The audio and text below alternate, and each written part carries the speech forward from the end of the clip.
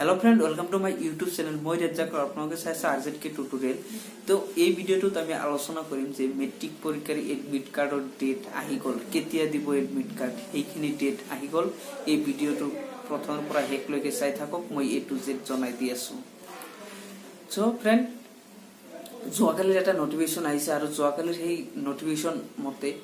এই এডমিট খন আপনার মাঘ বিহুর পূর্বেই দি দিব মাঘ বিহু মানে জানুয়ারির 15-16 তারিখে মাঘ বিহু আছে আর মাঘ বিহুর আগতে আপনার এডমিট কার্ড খন পাই যাব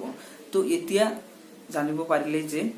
এডমিট কাৰ্ড খন জানুয়াৰি মাহৰ 15 তাৰিখৰ আগতেই পাই যাব মানে 14 12 10 12 ইমানতেই